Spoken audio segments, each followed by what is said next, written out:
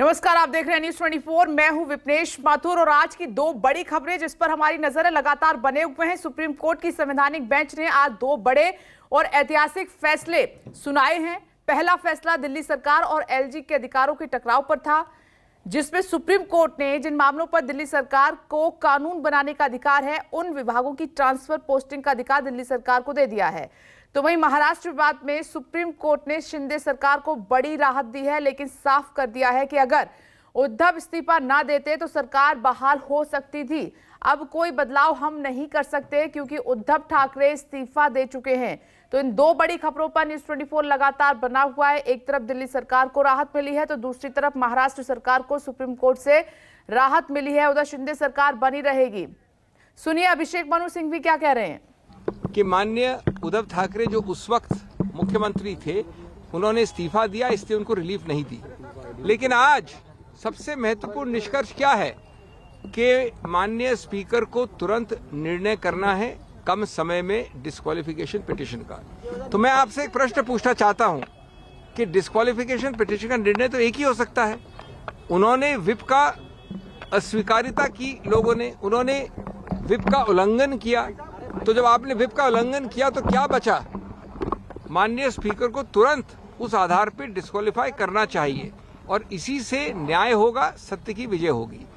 जहां तक एनसीटी का सवाल है, एक ऐसी सिचुएशन, और ये किसी राजनीतिक पार्टी की बात नहीं है, कल कांग्रेस होगी, आज आप है, कल बीजेपी होगी। आपने दिल्ली को ये स्वरूप दिया जिससे वहां स्वायत्व हो, यहां पर ऑटोनॉमी हो।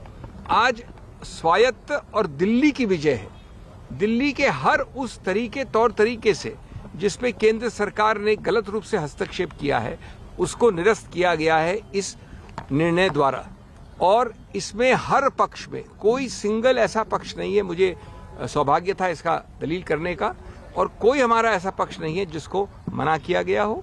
मैं समझता हूं कि जो सर्विसेज हैं, जो यहाँ के काम हैं, अब बिना अवरुद्ध होने के, बिना उल्लंघन के, बिना विलंब के, बिना तू में आरोप प्रत्यारोप के जल्द होंगे, क्योंकि इसका फायदा है नागरिक दिल्ली का।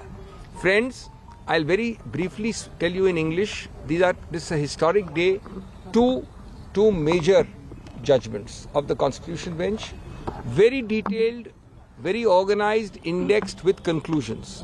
As far as Maharashtra is concerned, every major substantive finding has been in favor of the side we were representing. The governor's decision is wrong because it is based on irrelevant considerations. The speaker's recognition is of the wrong whip. The whip has to be by a political party, not a legislature party, etc., etc. Now, it is true that the Honorable CM at that time resigned before the floor test, and therefore he has been denied relief.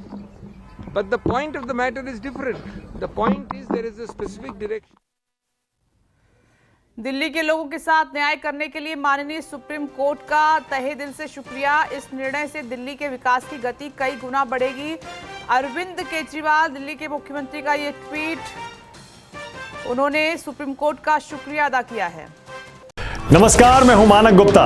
अगर आपको हमारा ये video पसंद आया हो तो इसे like और शेयर जरूर करें, और हां, हमें सब्सक्राइब और फॉलो करना ना भूलें ताकि आप देश और दुनिया की कोई खबर मिस ना करें। तो जुड़े रहिए हमारे साथ और देखते रहिए न्यूज़ 24।